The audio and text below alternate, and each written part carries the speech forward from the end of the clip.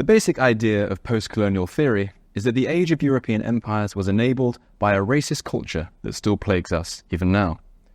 Anything tainted by some link with the colonial era, whether modern science or Kew Gardens, must therefore be actively decolonized. Until then, ethnic minorities living in the West can never be truly free, for regardless of the de jure setup, they will remain victimized by a society built around the ideas, attitudes, and standards of their oppressors. One marvel is that so many of them want to come here in the first place. But with me to discuss whether there are more sinister motives at work in this push for decolonization than the intellectual pretensions of the activists would suggest is Rafe Heydel-Mankoo, an historian, royal broadcaster, and much-loved senior fellow at the New Culture Forum. Now, Rafe, thank you very much for joining me on The Forge. Pleasure to be with you, Harrison. If we look across history, slavery is about as universal a human institution as agriculture or marriage, frankly. Why are the countries who led the way in abolishing it, at great cost, in the case of the United States, at great human cost, 600,000 Americans dead in a gruesome civil war that completely ripped the country apart, and in the British case, more peaceful than that, but nevertheless, an immense financial burden levied by Parliament, a debt I don't think we actually ended up paying off until around 2010 or something like that. Why are these countries singled out for their role in what, in historical terms, is in fact a very unremarkable practice?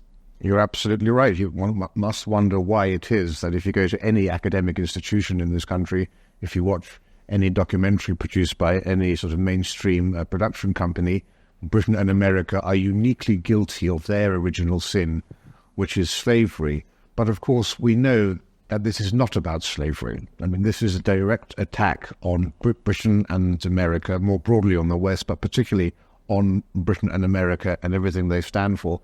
And we know that this is not about slavery, because if it were about slavery, then we would have these same activists calling for reparations, for example. They would be picketing outside the high commissions of Nigeria. They'd be outside the embassies of Chad, of Niger, of Sudan, and Cameroon, because these are basically the nations today which have the highest levels of modern-day slavery. 800,000 slaves in Cameroon. You know, CNN reported a few years ago that every week there are hundreds of slaves sold in Libya.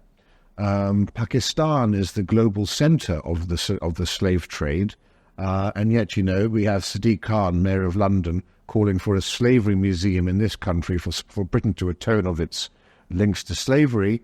And yet, you know, and he's very fond of telling us all he's the son of a Pakistani bus driver, but he went on an official visit to Pakistan as mayor, and not once did he mention the issue of modern-day slavery. And surely saving people today is far more important than self-flagellating about issues from 200 years ago.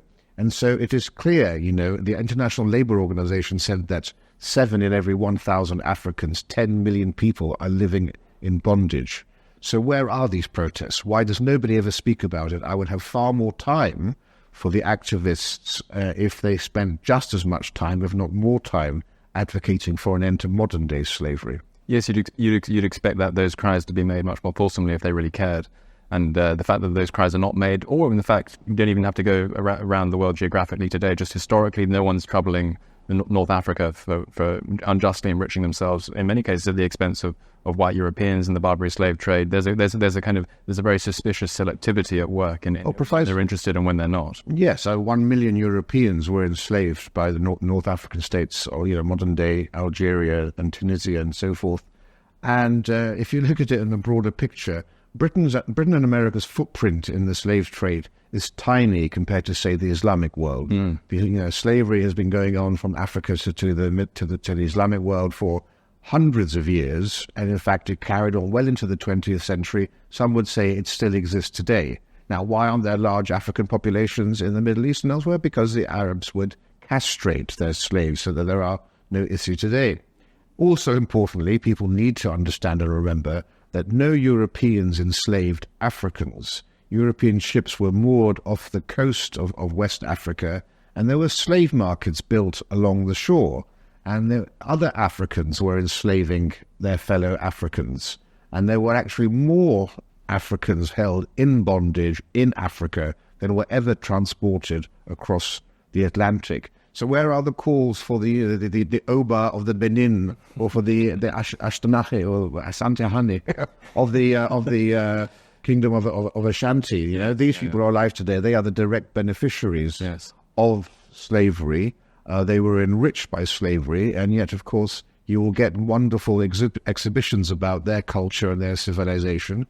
We just had a movie a couple of years ago called The Woman King, which was celebrating the warrior women of the Kingdom of Dahomey.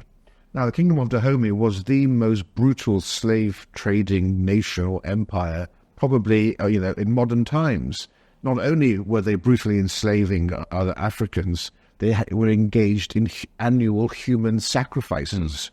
Not once was any of that mentioned in this Hollywood blockbuster where everybody was celebrating these women.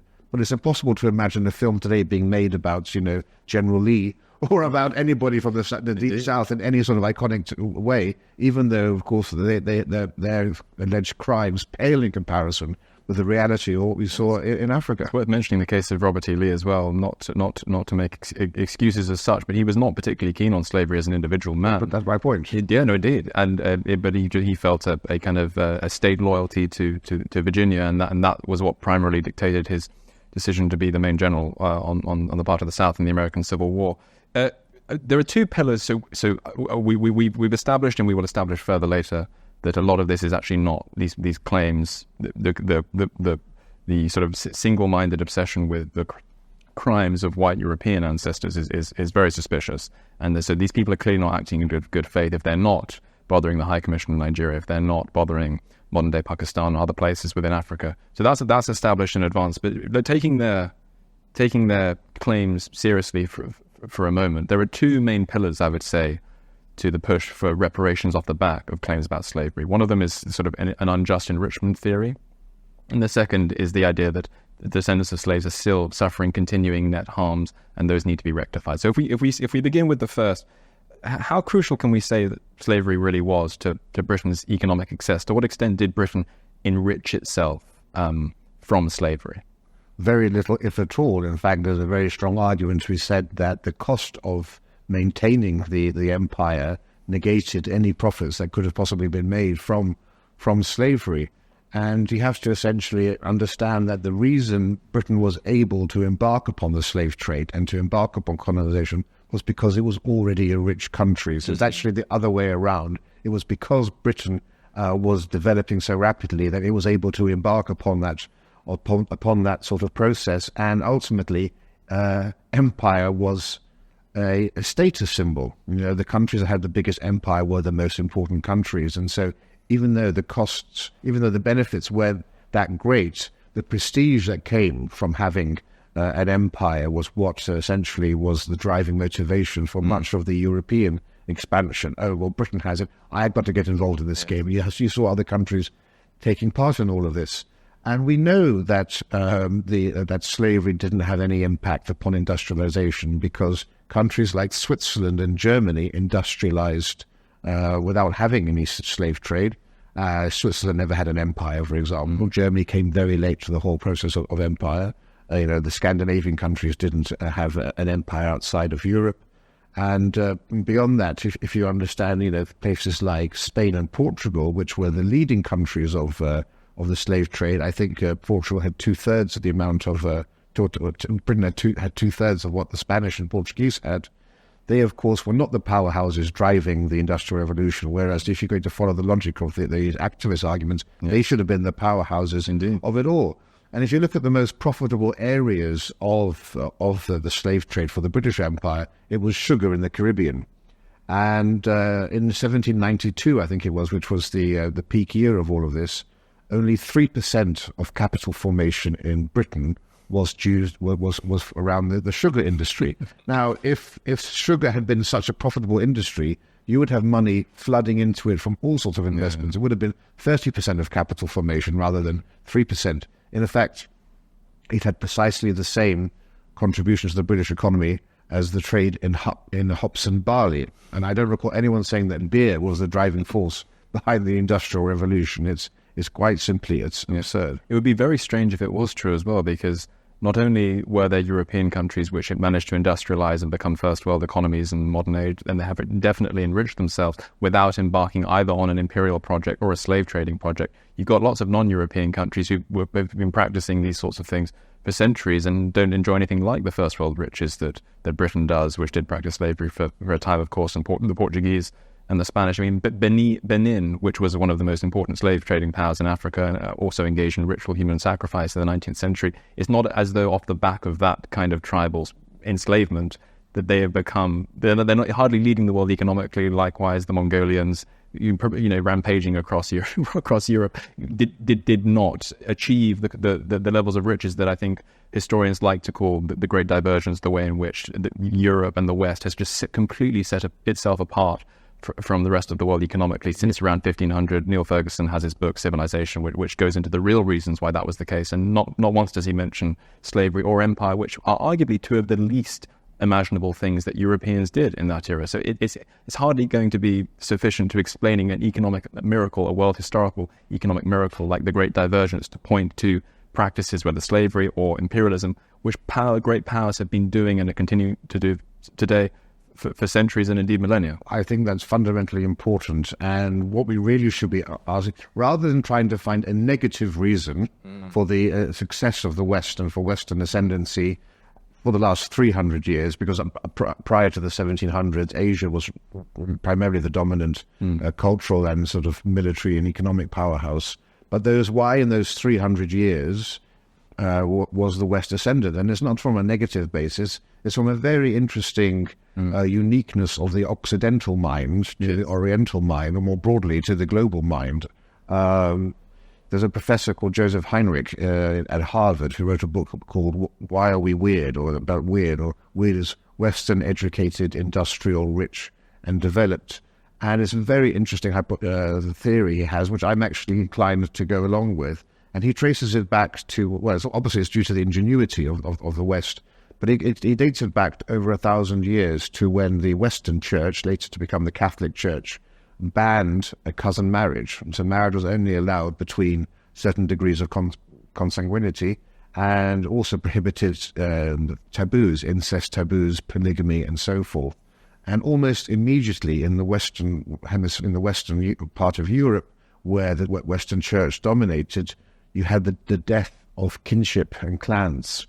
So you no longer had a situation which still exists everywhere else in the world outside Europe, where essentially you have first, second, third, and fourth cousins treated as if they're brothers and sisters within the family. So these great clan networks ended in the West, and instead of that, you had the birth of the nuclear family. And in over 90% of the world does not have nuclear families. This is a uniquely Western European tradition, which of course we exported to North America and elsewhere. And because of that, suddenly Europeans had to rely on strangers. And therefore you needed to have a high level of trust developing. And as all the economists will tell you, social trust is one of the driving forces of innovation and economic prosperity, and it leads to collaboration. So these small families ended up having to rely on others, and this is why you get the development uniquely in Western Europe of guilds, of universities, of charter towns, of confraternities. And with this cross-pollination, ideas are born, and people with different talents and suddenly decide they can choose their occupation for themselves. And it was through this that you have this burgeoning of it. And through that, you get to the development, essentially, of urbanization and of companies and so forth. And they all developed from this, accidentally, from this policy of the Western Church. And you can really trace it into small levels. I mean, in Italy, this policy of the Western Church was only really applied in northern Italy. And that's why in that country there are so many great disparities between the south, between Sicily and so forth, and then the north of the country. The north being much richer. And of course the south of Italy is more what we would call it, more corrupt. And corruption is another factor that we associate with non-Western countries as being one of the impediments to their development. And there's much less corruption in Western Europe and North American countries. And one of the reasons for that is because a key distinction in judging social trust is how do you automatically react to strangers? How do you react to foreigners and so forth? And we know that levels of trust are much higher amongst Westerners. And, it's led to all sorts of curious changes, even to the way that the Western mind thinks compared to the non-Western mind. Now, nothing is quite as black and white. There are gradations of all of this throughout the world. But broadly speaking, in the most basic terms, the Western mind, the memory, spatial reasoning, visual perception, these are different in the Western mind than more broadly you will find elsewhere. One of the reasons that the Westerners are actually the worst in the world at facial recognition is because we only use the right hemisphere of the brain, whereas in other cultures, both areas of the brain are used and focused. And so that all of these reasons lead to a very different perception of the world. And then, of course, you had the advent of Protestantism, which was fundamentally important because it led to the rise of literacy. I think Neil Ferguson's very strong on that sort of thing too. Yes. So there are a myriad number of reasons why the West succeeded in a very short space of time compared to elsewhere. I mean, you can even tie it into things, for example, Westerners have a very different attitude. There's no such thing as guilt, for example, in places like China and so forth. Those cultures, discipline is enforced, moral norms are enforced by shame, bringing shame on your family. Whereas for the Westerner, it's about individualism. It's about, I've let myself down. And there's that individual spirit, which has also been the driving force of innovation. For example, if you spoke to a European and said, or an American, because actually these traits of individualism are far more pronounced in the Anglosphere than in Scandinavia and then in the rest of Europe. But if you were to ask a person in the Anglosphere, who are you? You would say, well, I'm Joe, I'm a lawyer, I'm a curious person, and I'm a stamp collector. Yes. If you ask somebody in China or India, for example, they'll be far more likely to say, well, I'm the son of X, I'm the husband of Y, and I'm the brother of so-and-so. So everything, again, is about family as opposed to individual. So there are very fascinating reasons for the ascent of the West, and we don't need to look in the darkest corners to find that solution. And it's also rather regrettable that we seem to be, not least through some recent demographic imports into places like Britain and into places like the United States, backpedaling on some of those enabling conditions of prosperity and high trust. And so, go on. Yeah, well, it's a funny point because they've done an analysis of parking tickets in New York. Oh, yes. from members of the United Nations. Okay. And the only people to pay their fines, the people most likely to pay their fines, are from the Anglosphere, and then from Scandinavia, and then to a lesser degree from the rest of Europe. But you have other places in the world where they just simply don't pay their parking fees because they have immunity. So it's worth bearing in mind as well that these people, presumably the people who are parking outside the United Nations building in New York, won't be from the hinterlands of these places. They will be the elites as well. So it's clearly not a class thing either.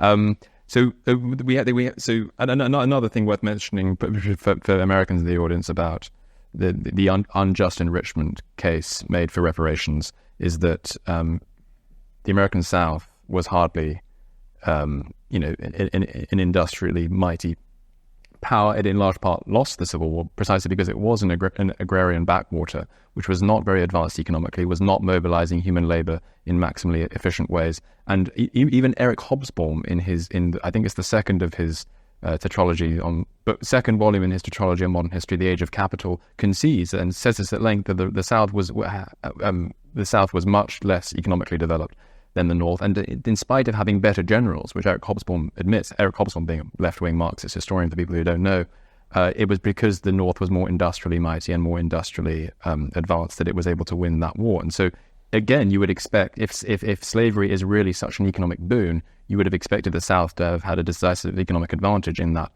struggle. And of course, then 60% of their wealth was wiped out by the Civil War anyway. So they're clearly not still benefiting from those riches, any riches that were gained on the part of a small minority of Southern aristocrats. Yeah, I mean, you can even make a comparison with modern-day Britain because we have relied for the last 30 years on mass immigration rather than investing in capital infrastructure, So this reliance simply on, the crudest form of labor, cheap workers coming over to do these jobs rather than investing in, say, machines to pick apples off the trees and so forth, things that could have advanced us far better than relying and lowering wages for everybody else.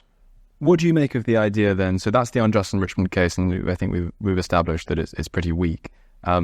What do you make of the idea that the descendants of slaves, whether we're talking about in the Caribbean, in the case of the British slave trade, or whether we're talking about African Americans, the descendants of slaves in the United States, are still suffering continuing net harms from their ancestors' brush with slavery in the 17th century and onwards?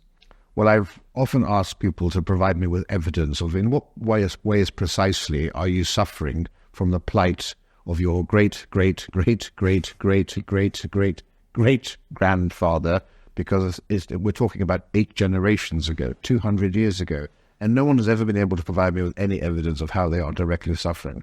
On the contrary, and it's a controversial thing for some to hear, had the lives of black people in America, in the Caribbean, in Britain, are far better than if their ancestors had never left Africa. And that's entirely quantifiable. The life expectancy in Benin is, I think, around 61.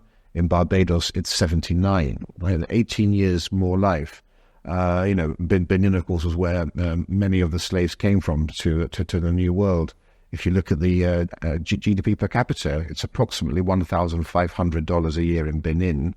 In Trinidad, it's $19,000 a year. In Barbados, it's $20,000 a year. So we're talking over 10 times more wealth generated from that. So, and of course, the lives of black people in this country who descend from slaves, infinitely better than they would have been. So I can't see how anybody can make a claim to reparations. Particularly fundamentally, people need to understand also reparations are a matter of tort law.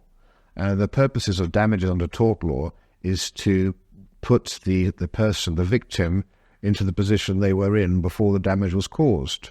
But that can only happen to you in your lifetime. It can't go down 8 generations. We don't have some sort of inherited right to benefit from the suffering of our, I had family, killed by the Nazis and the communists. The idea that I would try to somehow put in a claim for reparations is absolutely absurd.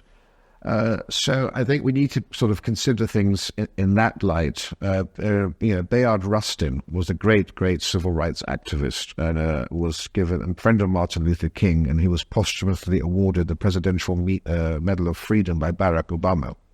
And he said, if my granddaddy picked cotton, he might be entitled to some money. I didn't pick any cotton. Nobody owes me anything.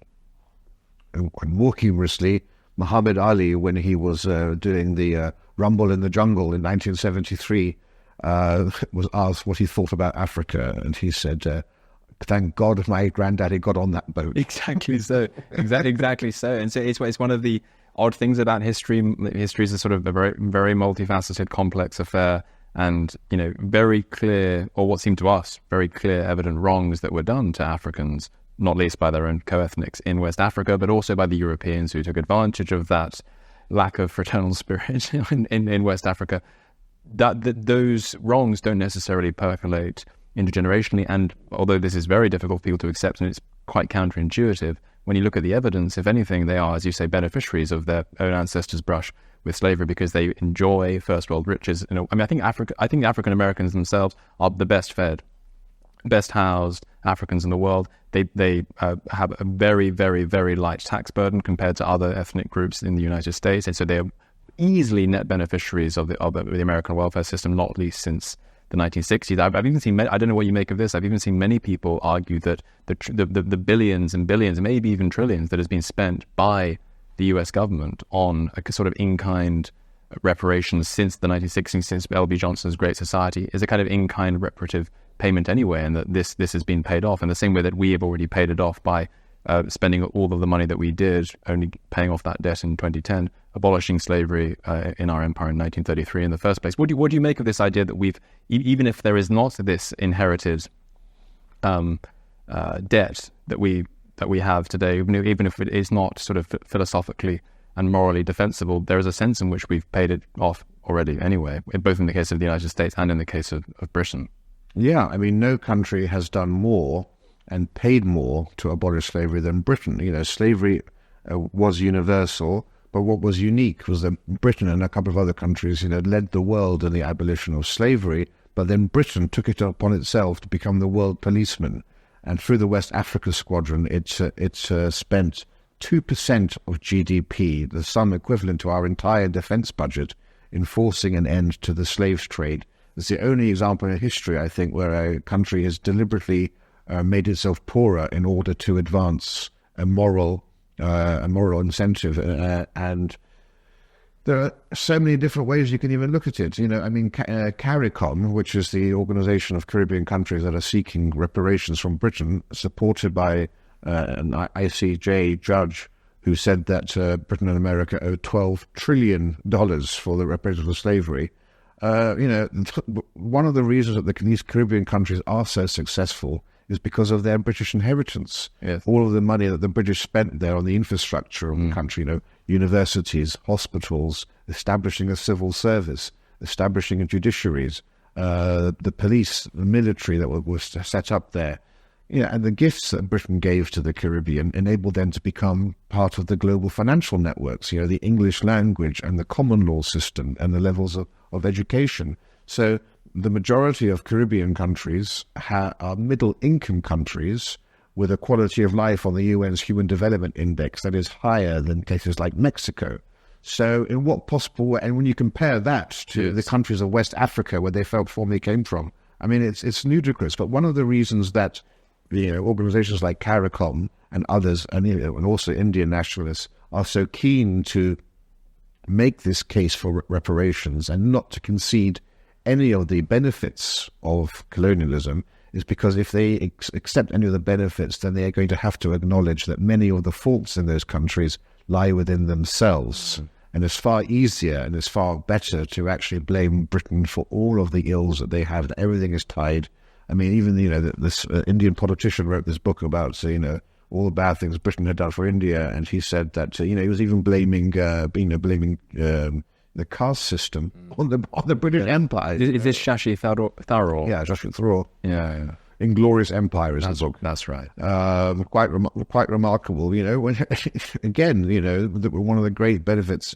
Look, I shouldn't have to say it, but you have to sort of preface these things with one of these caveats, saying it's not as bad as saying I acknowledge the land on which we're sitting belonged to the Cree, but it's along those lines. Yes, I acknowledge the empire did many bad things, right? But everyone knows about that because you can never stop hearing about it. So we hear, look, slavery was terrible. Had we been around in 1807 or 1833, I would be supporting reparations for the people who were alive and were victims of slavery. Obviously, yes, there were horrendous things caused by the British, although no empire in history was able to maintain its empire with so little recourse to violence and oppression. This is, there were very few soldiers actually involved in maintaining the empire. This is hugely important. Yes. But where we did go, what did we do? Stopped slavery in Africa. We were enforcing an end to the slave trade, much to the resistance of Africans who wanted to continue it. And Britain had to actively use force to stop Africans enslaving other Africans. The French also very successful. That's a process that lasted into the 20th century. Also had, freed from oppression.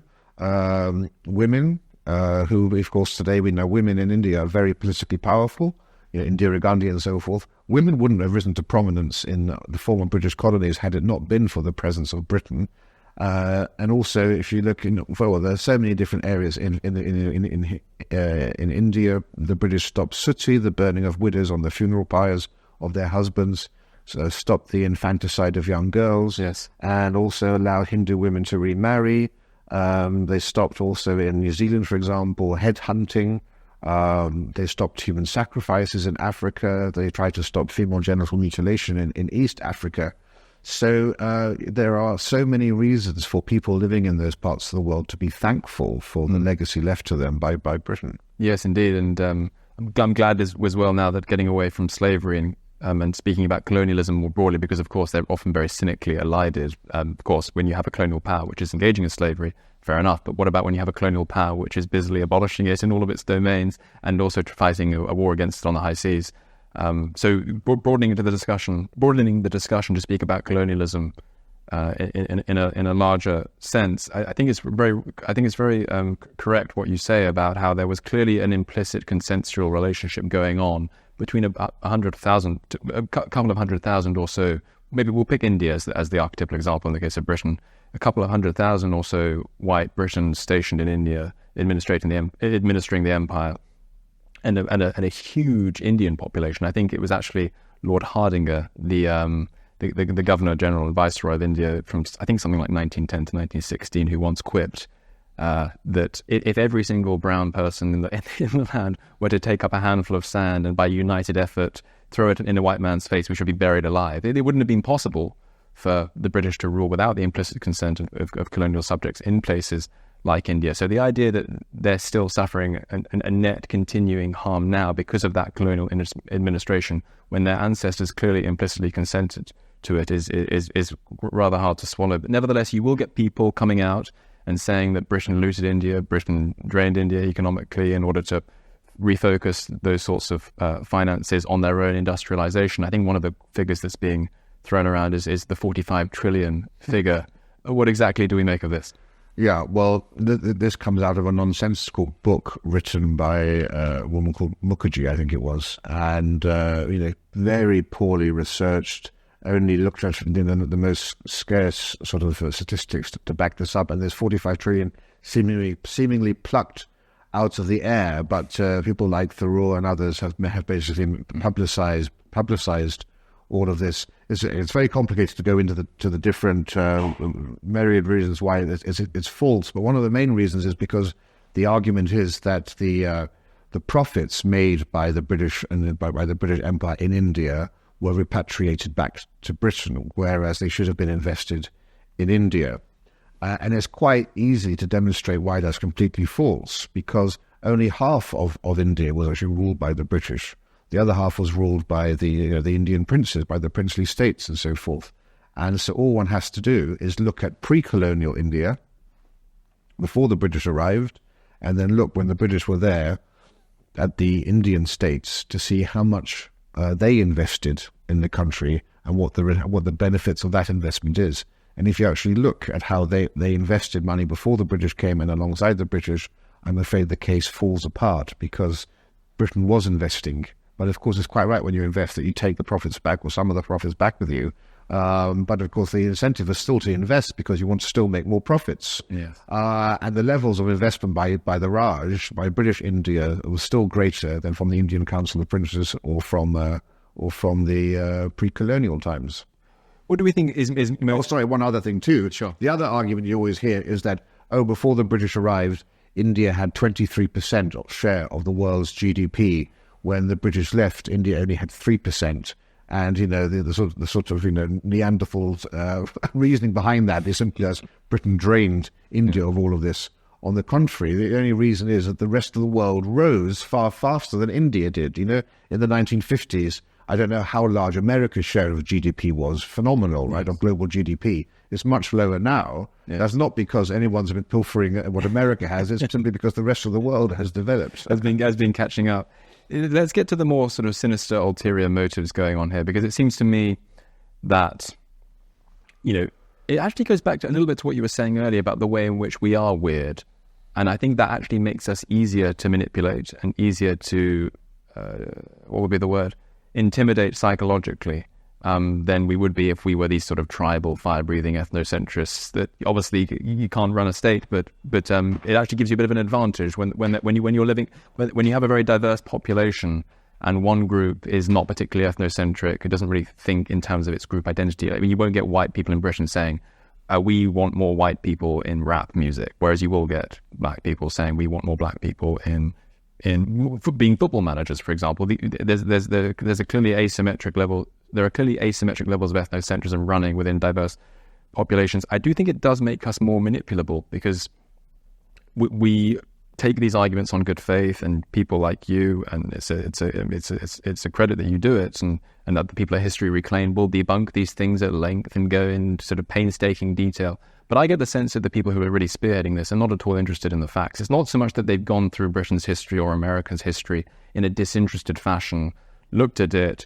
discovered all sorts of outrages, and then come dispassionately to the conclusion that this justifies a sort of blood libel against white Europeans. It's more that they begin with that sort of vindictive resentment, and then every single sin that our ancestors committed, exaggerated, blown out of proportion, becomes a pretext for precisely those kinds of appalling claims which are routinely now made against the culture of Europeans, the heritage of Europeans, the prosperity of Europeans. I mean, what is the demand for reparations if not, an attempt to pilfer from an incredibly rich and well-meaning part of the world? And so, how do you think we should approach this? The problem of motivation here? Do you think that we spend too much time focusing on fact-checking these sorts of issues, and we should focus more on the clearly sinister motives of the people spearheading the project in the first place? I think one has to do both, because the level of ignorance of history is so great in this country that it's very easy for people to be convinced by spurious arguments and fake history or distorted history, unless somebody else is presenting the facts simply and plainly and clearly without an agenda. Historians are supposed to pursue truth objectively, but of course, in this postmodernist world of ours, objective truth doesn't exist any longer. And so what these modern-day historians are doing, and then the activists are doing, is they're setting out with a thesis, and they're trying to prove it. And they are either completely distorting history, or they're selectively choosing history that puts us in a bad light, and they are exaggerating what happened, and they're refusing to give any credence to anything possibly positive. That's why I spend so much time saying what I'm doing, whilst acknowledging the bad stuff, because everyone knows about the bad stuff. And the entire thesis of this is that everything that Britain and the West have is built upon slavery, it's built upon genocide, it's built upon oppression, it's built upon exploitation. And once you view it like that, you see actually that these people don't care about the facts, because the facts simply get in the way of their good story. And it's essentially, a war on history, because by undermining a nation's history, you dissolve the connection between the people and their sense of place, their sense of identity, their sense of belonging. So we have to understand what this is. It is a deliberate attempt to demoralize and destabilize the West. And it's happening from within, and it's happening from without. So, if you look at Russia, they're always talking about the West's history of empire and genocide and all of this. China doing likewise. Yeah. And of course, we don't know how many of these activists are actually, on social media and so forth, are being paid for by the Russian and Chinese government. Right. Because it's a very important aspect of demoralizing. It's like Yuri Bezmenov, the KGB agent, the 4 stages of subverting a society and imposing a new ideology are demoralization, which is the process we're going through with all of the history, then destabilization, then creating a crisis where you can impose the new ideology, and then a normalization where the subverted ideology becomes accepted as being the only true situation. And we have completely subverted our history already. All of our values and beliefs. I try to explain to people Britain is a post-revolutionary society. The revolution has already taken place, and we are now the counter-resistance. We are the revolutionaries, meeting in small places to have our meetings and so forth. Right. So this war on history is all about eroding a sense of community, because the nation-state is the very foundation of a people's, and of our democracy. It's what Roger Scruton said is the we, First person plural. Yeah. Just think of Churchill, we shall fight on the beaches, we shall fight on the landing grounds, we shall fight in the fields and in the streets, we shall fight in the hills, we shall never surrender. And once you erode that sense of we, and once you make people either distrust or hate their history, they become much more easy to manipulate and to take over with a new ideology. And that's what we're seeing happening. And I think it's being implemented through, I think this is, at its root, a Marxist, with shades of postmodernism, a Marxist ideology, but it's only a small cadre of people who are the Marxist leaders of all of this. But they're foot soldiers, the useful idiots of theirs, are a combination of people who are essentially nihilistic and have an almost perverse masochistic pleasure in hating themselves and hating their culture, and that's rampant amongst our youth, as well as the be kind, the liberals, just simply are trying their bit, doing what they think, and they're easily hoodwinked by all of this. But at its root, it's Marxist. James Lindsay, has this wonderful analogy he makes with the genus of a cat. He says cats are the genus, but then you have tabby cats, you'll have lions, you'll have tigers, you'll have jaguars. And in the same way, the post-colonial theory is an element of Marxism. So you have traditional Marxism, with the bourgeoisie and the proletariat being the oppressor and the oppressed, and that's an attack on capitalism. You then have radical feminism, which is an attack on men, but also the values of masculinity that made the West so successful. You then have critical race theory, which obviously is an attack on whiteness. Then you have, what else do we have going on here? We have queer theory, which is obviously an attack on heterosexuality, but most importantly, an attack on the family, and post-colonial theory, which of course is an attack on our history and all of the achievements of the West being completely undermined. And they're all linked, of course, through intersectionality. But taken together, yes, that's a lethal recipe for destroying the West in every aspect that made the West successful. Would you agree with me, though, in saying, just as a quick, because one of the concerns I have about over-intellectualizing the motivations of our opponents, I don't doubt that there are people who sign up to every jot and tittle of this new catechism, and it's all very, it's all very arcane, and it's all very, Gnostic, and there are all sorts of features of it which are like a religion into which people opt, and then people are, it's not so much people really do subscribe to these ideas. But I get the sense as well that there are a lot of people who are attracted to these ideas or attracted to the language, not because they've studied Herbert Marcuse, not because they've read Angela Davis, but particularly among sort of tribalistic minorities. And we have these people in the country, people like Sadiq Khan, people like Humza Yousaf. I don't suspect these people have been busily reading critical theory texts. It's more that they feel, and this comes across in their rhetoric, a kind of ethnic resentment against the host population of Britain, and they are intent on spreading a foul blood libel against the ancestral population of this country. And they are drawn to this ideology because they have those feelings at the outset, rather than they learn the ideology and then act it out. Oh no, but that's my point.